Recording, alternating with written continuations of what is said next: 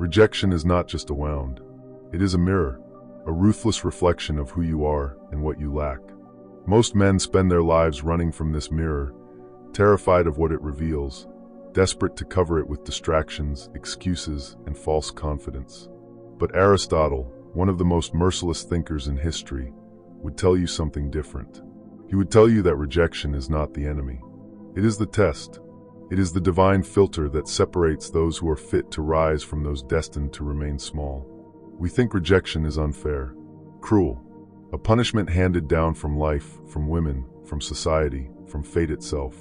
But Aristotle believed the opposite. To him, rejection was not cruelty, it was clarity. It was reality telling you the truth you didn't want to hear. And the truth, when it cuts, always feels brutal. Imagine this. You approach someone you desire, you put your heart, your ambition, your effort on the line, and they dismiss you with a look, a word, a silence. Your ego shatters. Most men collapse here. They see rejection as a verdict. I am not enough. But Aristotle would tell you it's a challenge, then become more. This is the brutal wisdom we will explore. Why rejection, instead of breaking you, is meant to forge you. Why Aristotle believed pain is not the end, but the doorway.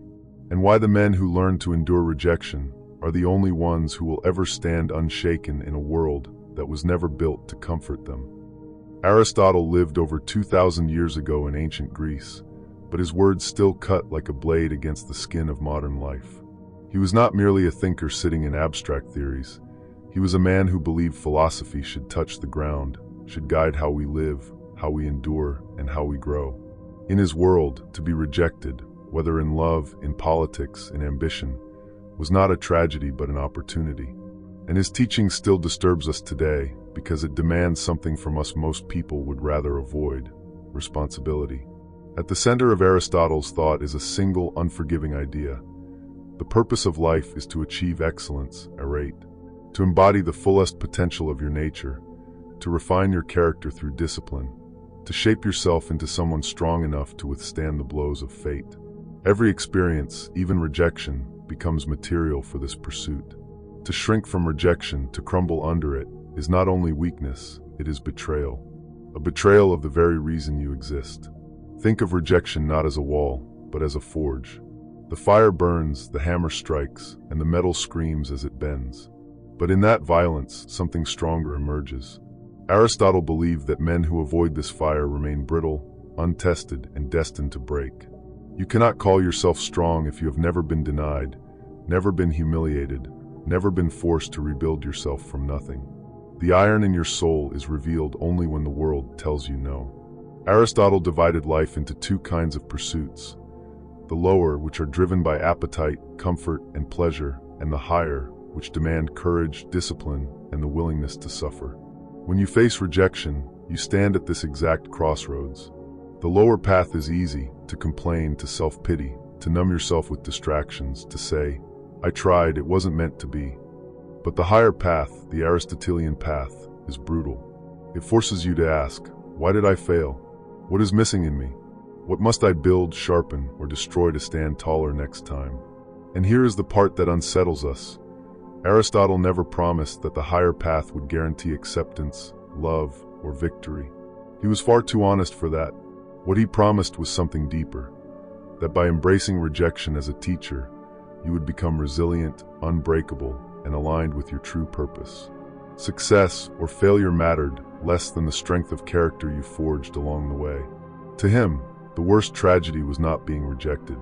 It was never becoming the kind of man who could endure rejection without being destroyed. Picture a young man who confesses his feelings to a woman, only to be brushed aside. He sees her look polite, distant, unmoved. His chest tightens, his mind races. In that moment, he faces two choices. He can collapse, branding himself unworthy, withdrawing deeper into isolation. Or he can do what Aristotle would demand: let the pain carve into him, study it, learn from it, and let it ignite the hunger to grow stronger.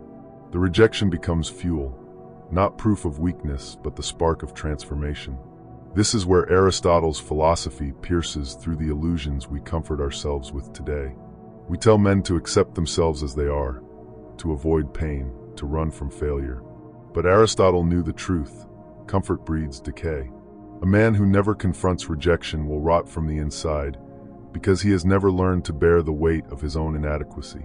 And only by bearing it, only by staring at rejection without flinching, can he rise above it. Rejection is not a verdict. It is a summons. It calls you to rise, to refine, to prove that you can carry more than you did yesterday. That is why Aristotle's advice still feels brutal, because it offers no escape, no excuses, no false hope. It tells you plainly, if you were rejected, then you were not enough for that moment. And if you cannot stomach that truth, you will never grow beyond it. Rejection has not changed in 2,000 years. The faces, the settings, the technologies may be different, but the sting is the same. A man opens his heart, and the woman he longs for turns away. A job interview ends with a polite email. We've decided to move forward with other candidates. A dream collapses under the weight of silence, indifference, or outright dismissal. What Aristotle understood is that rejection is not an enemy. It is the truest mirror. It reflects exactly who you are at that moment, stripped of your illusions. In relationships, this truth becomes unavoidable. A woman's rejection cuts so deeply because it feels like a verdict on your very existence. You imagine that she has seen into you, measured your worth, and found it lacking. And maybe she has. But Aristotle would tell you this pain is a gift. Because now you are forced to confront the gap between the man you believe yourself to be and the man you truly are. If you feel unworthy, the rejection has revealed it. If you feel fragile, the rejection has proved it. The pain is not an enemy. It is the evidence of where your growth must begin. Modern men often misinterpret rejection as injustice. They rage at women for not choosing them, or at society for being unfair. But Aristotle strips this illusion away. The world owes you nothing. A woman is not obliged to desire you. A job is not obliged to hire you. Life is not obliged to reward your effort. To believe otherwise is to remain a child, demanding fairness from a universe that has no interest in your feelings. The only thing the world respects is strength, competence, and the ability to endure. And rejection is the test that reveals whether you possess them. Think of how society treats weakness today. Social media amplifies the successes of others, parades their highlight reels before your eyes, and leaves you to compare yourself to impossible standards. In this environment, rejection feels multiplied, like a humiliation that the whole world can see. Yet Aristotle would remind you, shame only enslaves you if you accept it. The man who can walk through rejection with his head high, who can extract the lesson without collapsing into self-pity, becomes untouchable. Society feeds on weakness, but it cannot control the man who has made peace with failure. Consider this. When a man is rejected in love, he often turns inward with bitterness. He tells himself that women only want men with money, with looks, with status. He creates narratives to protect himself from the raw pain of inadequacy. But Aristotle would call this self-deception. It is easier to blame the world than to face yourself. The truth is not that women despise you, but that you have not yet become the kind of man who commands desire. This is not an insult. It is a call to action. Rejection has shown you the cracks in your foundation. You now have the choice: patch them with lies, or rebuild yourself in stone. And what about personal growth? Modern culture tells men to seek comfort, self-care, escapism, indulgence. But Aristotle knew that comfort weakens the soul. Only by wrestling with suffering does a man expand his capacity. Rejection is one of the purest forms of suffering because it feels like death, the death of hope, of possibility, of pride. Yet it is precisely in that death that rebirth becomes possible. Each rejection, if you embrace it, chisels away at your weakness and reveals a harder, sharper self beneath. Imagine a man who applies for his dream position at a company. He prepares, studies, practices, and still he is rejected. The easy response is despair, perhaps even quitting altogether. But the Aristotelian response is to dissect the failure without mercy. Were his skills lacking? Was his preparation shallow? Did his presence fail to inspire confidence? Rejection exposes the gap. And in that gap lies the blueprint for transformation. The man who listens to this lesson does not remain rejected forever. He emerges stronger, more capable, and ultimately undeniable. Here is the brutal clarity Aristotle offers.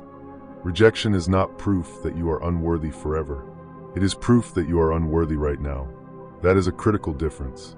Too many men take rejection as a permanent verdict, branding themselves with shame they never shake off. Aristotle demands the opposite.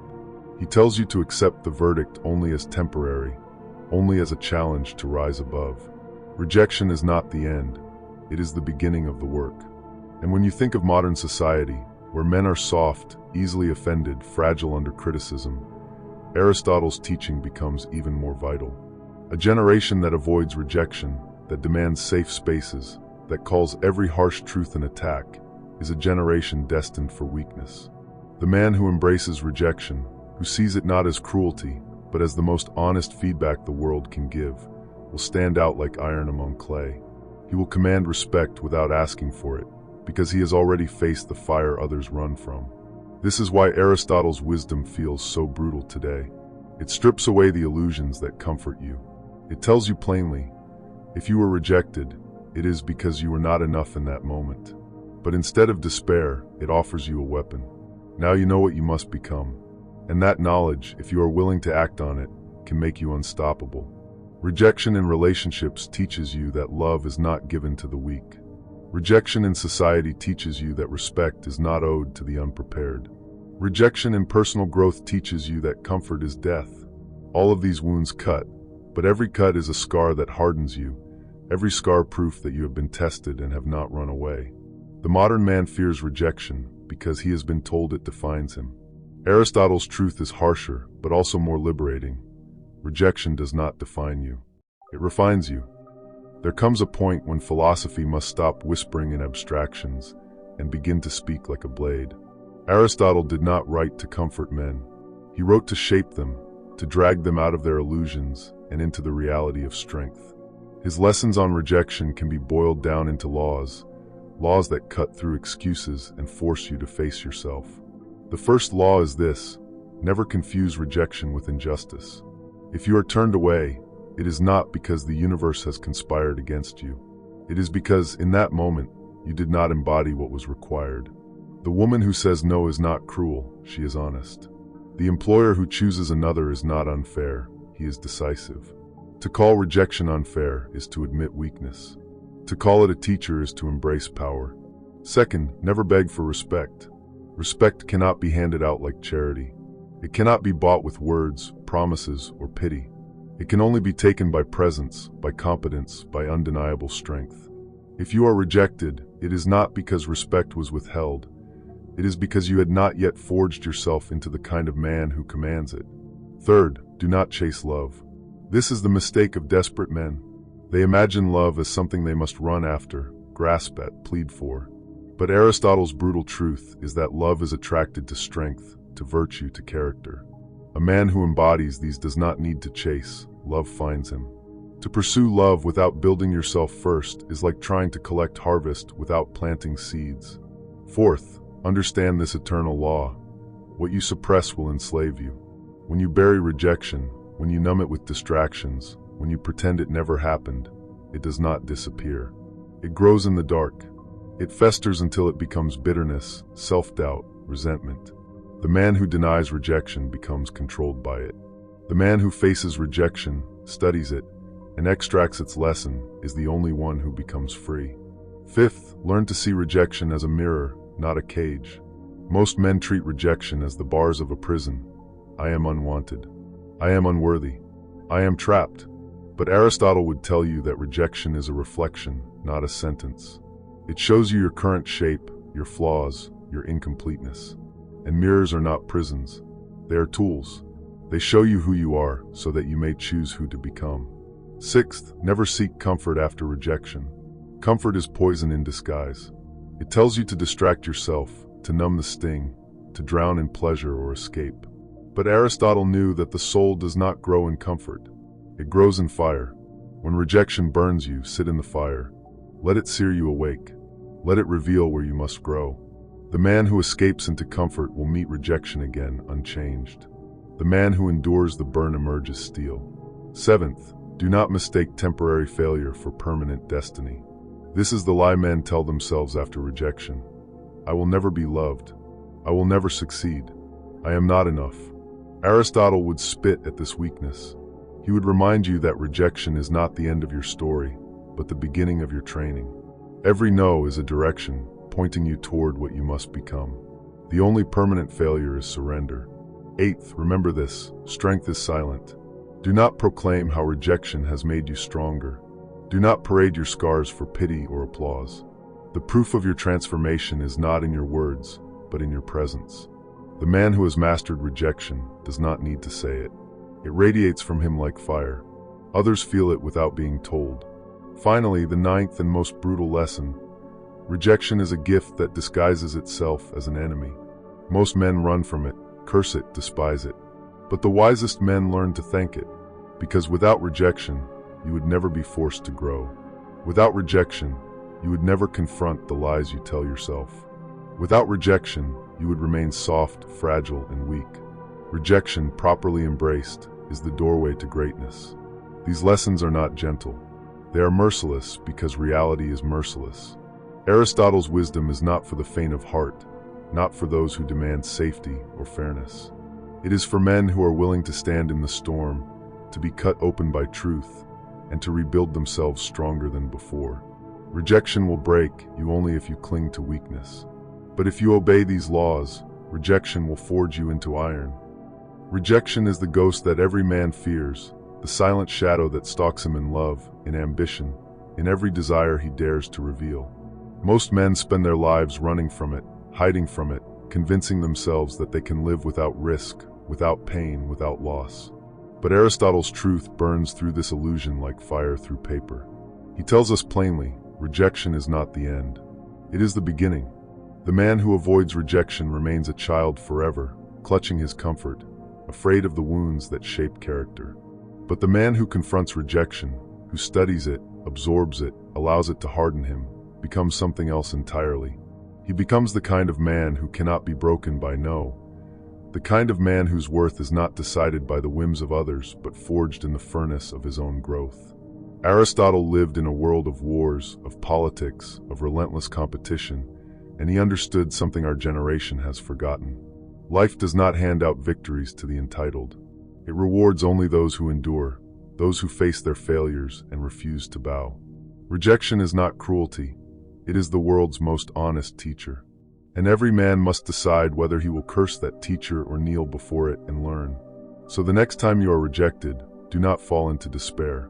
Do not call it unfair. Do not waste your breath in bitterness.